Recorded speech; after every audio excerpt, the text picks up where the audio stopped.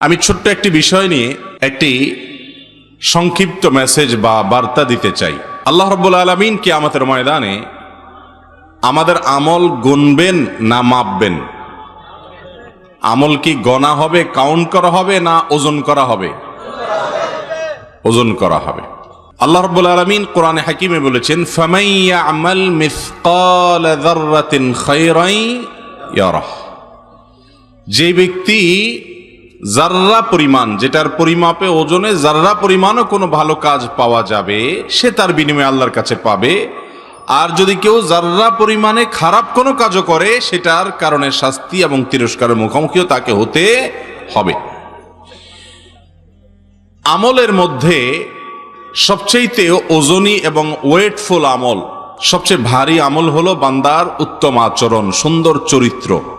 বাহ্যিক যে আমল আছে, এই আমলগুলোর গুরুত্ব অবস্থা ভেদে এবং এর বিধান ভেদে পরিবর্তন হয়, কম বেশি হয়। ফরজ বিধান, ফরজ আমল এর গুরুত্ব সবচেয়ে বেশি, ওয়াজিব, তারপরে এরপরে সুন্নাত, এরপরে সাধারণ নফল।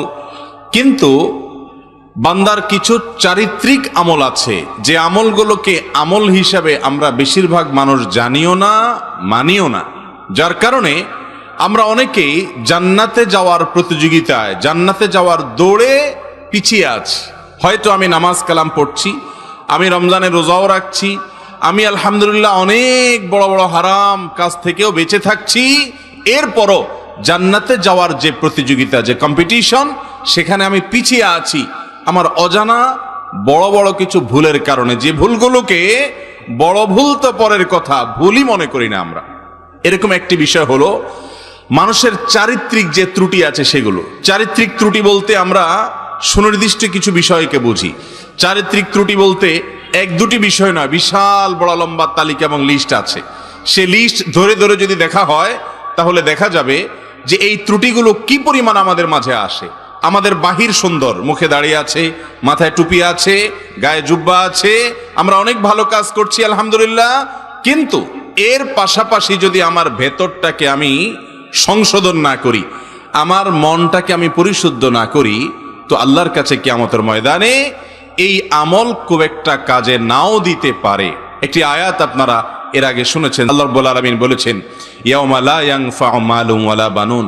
দুনিয়ার সম্পদ, সন্তান, বড় বড় পরিচয়, এগুলোর কোনোটি আখিরাতে আল্লাহর কাছে কাজে আসবে না। ইল্লা মান আতাল্লাহ বিকলবিন সালিম। যে ব্যক্তি একটা পরিচ্ছন্ন ফ্রেশ অন্তর নিয়ে আল্লাহর কাছে যেতে পারবে, যে অন্তর আল্লাহ তাআলা তাকে দিয়ে দুনিয়াতে পাঠিয়েছেন। মাতৃগর্ভ থেকে যখন আমরা এসেছি, আমাদের যে অন্তর ছিল, এই অন্তরে কোনো প্রকার হিংসা ছিল, বিদ্বেষ ছিল, কোনো প্রকার বাজে কোনো গুণ এই অন্তরে ছিল না। অন্তরটা ছিল ফ্রেশ। এই অন্তরটাকে আমরা নোংরামিতে পরিপূর্ণ করেছি। একজন ইমানদার স্ট্রাগল করবেন, যুদ্ধ করবেন নিজের সঙ্গে, যে আমার অন্তরকে আবার আমি আমার শৈশবের মতো, শিশুকালের মতো, নবজাতক শিশু অবস্থায় যেরকম আমার অন্তর ফ্রেশ ছিল, আমি সেরকম অন্তরটাকে পরিচ্ছন্ন করার স্ট্রাগলটা অন্তত করব, সংগ্রামটা অন্তত করব, চেষ্টাটা অন্তত করব। এটা হলো খাঁটি ইমানদারের কাজ। অন্তর দ্বারা মানুষ যে সমস্ত খারাপ কাজ করে থাকে, সেগুলোর তালিকা আজকে বলার সময় নয়। আমি শুধুমাত্র একটি বিষয় ফোকাস করতে চাই, আর সেটি হলো আমাদের চারিত্রিক ত্রুটি, যেটা খুব বেশি আমরা অনুভব করতে পারি না। তার মধ্যে থেকে একটা হলো যেটার সাথে অন্তরের সম্পর্ক আছে, বাহ্যিক অঙ্গ প্রত্যঙ্গের সম্পর্ক আছে, সেটা হলো মানুষের সামনে আমরা প্রশংসা করতে খুব পছন্দ করি, আর পেছনে বদনাম করতে পছন্দ করি। এই রোগটা আমাদের মধ্যে আছে না নাই? এবং কেউ যদি ধরুন কারোর বদনামি করে আপনার সামনে, সাধারণত আমরা কি করি? সৌজন্যতার খাতিরে, যে লোকটা আমার সামনে অমুকের বদনামি করছে, তার সাথে একটু তাল না মেলালে কেমন হয়, এই জন্য তাল মিলাতে গিয়ে হলেও দেখা যায় আমিও তার সাথে ওই কুকর্মে সামিল হই, এবং নিজের অজান্তে ওই ভদ্রলোকের বিরুদ্ধে এই লোকের যে নিন্দাবাদ, এটার সাথে আমরা সায় দেই, মাথা নাড়ি, অনেক সময় যোগ দেই, হ্যাঁ আপনি ঠিকই বলেছেন, করে নিজের আমল নামকে ধ্বংস করি। আছে না নাই? আবার যেই লোকের সামনে আপনি প্রশংসা করছেন, ওই লোকটারই পেছনে দুর্নাম করছেন। এই রোগগুলো আজ জনে জনে আমাদের মধ্যে আছে না নাই ভাই? সামনে প্রশংসা করছেন, কিন্তু পেছনে যাওয়ার পর বা তার অগোচরে আপনি সুযোগ পেলে, চান্স পেলে বদনাম করছেন। ওই লোকটারই সামনে আপনি বদনামি করেন না, সামনে করেন প্রশংসা আর পেছনে করেন বদনাম। এই রোগটা কোনো কোনো ক্ষেত্রে চগলখড়িতে পরিণত হয়, আরেকটা কবিরা গুনাহ। নবী করিম সাল্লাল্লাহু আলাইহি সাল্লাম বলেছেন, লা ইয়াদখুলুল জান্নাতা কাত্তাত আই নাম্মাম। যে ব্যক্তি চগলখড়ি করে, এর কথা ওর কাছে লাগায়, ওর কথা এর কাছে লাগায়, সবার কাছে ভালো সাজে, সামনে আসলে সাধু সাজে, পেছনে গেলে দুর্নাম করে। এই রোগের মানুষ, এই বদনামি করা মানুষ, একজনের কথা আরেকজনের কাছে লাগালাই করা মানুষ, সামনে গিয়ে আরেকজনের দুর্নাম, আবার তার কাছে গিয়ে এই লোকের দুর্নাম করা মানুষ, এরা কখনো জান্নাতে যেতে পারবে না। আপনি যদি জান্নাতি হতে হয়, মুত্তাকি হতে হয়, আপনি যদি আপনার আখলাকটাকে উন্নত করতে পারেন, যেই উন্নত আখলাক মিজানের পাল্লায় সবচেয়ে ভারী হবে। নবী করিম সাল্লাল্লাহু আলাইহি সাল্লাম বলেছেন, কোন আমল বান্দার উত্তম চরিত্রের মতো ওয়েটফুল হবে না কিয়ামতের ময়দানে।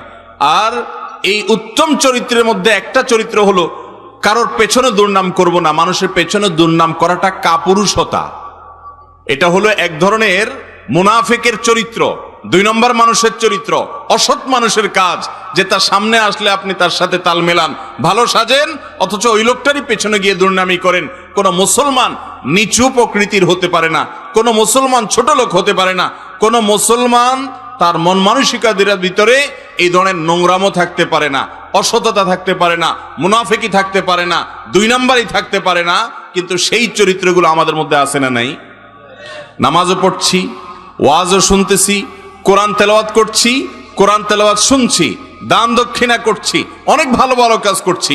যে ভালো কাজগুলো করছি সেগুলোর জন্য অবশ্যই আমি সাধুবাদ পাওয়ার উপযুক্ত। কিন্তু এই ভালো কাজগুলো করে আপনি তৃপ্তির ঢেকুর তুলবেন, আপনি তলে তলে এমন এমন হারাম কাজ করবেন, যেটা যে হারাম সে সম্পর্কে আপনার ধারণাই নেই।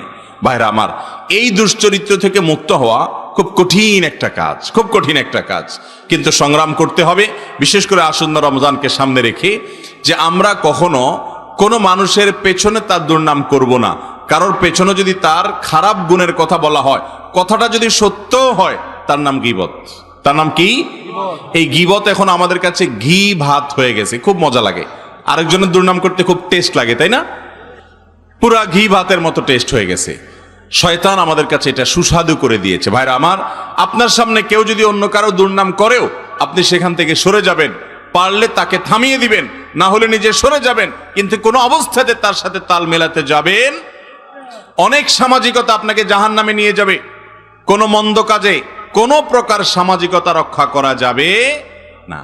অতএব ভাইরা আমার, এই একটা চারিত্রিক সংশোধনী, এই একটা ক্যারেক্টারের কারেকশন যদি আপনি আনতে পারেন, আপনি জান্নাতের পথে অনেক দূর চলে যাবেন ইনশাআল্লাহ। আমি নিজেও এটার জন্য নিজের সঙ্গে নিজে যুদ্ধ করি, স্ট্রাগল করি। আপনাদের জন্য দোয়া করি, আমার জন্য দোয়া করবেন। আল্লাহ তাআলা আমাদের সবাইকে আমাদের চারিত্রিক এই ভয়াবহ অপরাধ, কবিরা গুনাহ, মানুষের সামনে তার প্রশংসা করা আর পেছনে তার বদনাম করা, এই বদঅভ্যাস থেকে আল্লাহ তাআলা আমাদেরকে বেঁচে থাকার তৌফিক দান করুন। সামনে প্রশংসা করা এটা কি খুব ভালো জিনিস? হাদিসে আসছে, নবী করিম সাল্লাল্লাহু আলাইহি সাল্লাম বলেছেন, যে ব্যক্তি তোমার সামনে তোমার প্রশংসা করে, ওই ব্যক্তির মুখের উপরে মাটি মারো। কারণ সামনে প্রশংসা করলে ওই ব্যক্তির মনের ভিতরে অহংকার আসবে, ঠিক না? সে নিজেকে কিছু একটা মনে করবে এবং তার ভিতরে অহংকার আসবে। অতএব সামনে প্রশংসা করে তার ক্ষতি করা হলো। সামনে মানুষের দোষের কথা বলতে হয় মহব্বতের সাথে, বিনয়ের সাথে, ভদ্রতার সাথে, সৌজন্যতার সাথে, আন্তরিকতা এবং দরদ এবং মায়ার সাথে যদি বলা হয়, ভাই মনে কিছু করবেন না, আপনার সব ভালো, মাশাআল্লাহ, এই বিষয়টা একটু আপনি যদি একটু কারেকশন করেন, আপনি আরো ভালো হয়ে যাবেন। কৌশলে, হিকমার সঙ্গে, প্রজ্ঞার সঙ্গে, কোরআন এবং হাদিসের আলোকে আপনি সামনে দোষের কথা বলবেন আর পেছনে ওই লোকটারই অগোচরে অন্যদের কাছে তার প্রশংসা করবেন। তাহলে সমাজের সম্প্রীতি তৈরি হবে, ভালোবাসা তৈরি হবে, অন্যরা তার সম্পর্কে ভালো ধারণা তাদের মধ্যে তৈরি হবে, তাদের মধ্যে পারস্পরিক সৌহার্দ্য তৈরি হবে। আর সামনে প্রশংসা করলে ওই লোকটা অহংকারী হবে, দাম্ভিক হবে। পেছনে যদি তার বদনামি করেন, তাহলে তার সম্পর্কে সমাজের মানুষের ধারণা নষ্ট হবে এবং সমাজ ধ্বংসের দিকে যাবে। অতএব ইসলামের এই সুমহান সৌন্দর্য যদি আমাদের মধ্যে না আসে, তো আমরা কখনো ভালো মুসলমান হতে পারবো না। আমরা নিজের সঙ্গে সংগ্রাম করবো তো ইনশাআল্লাহ।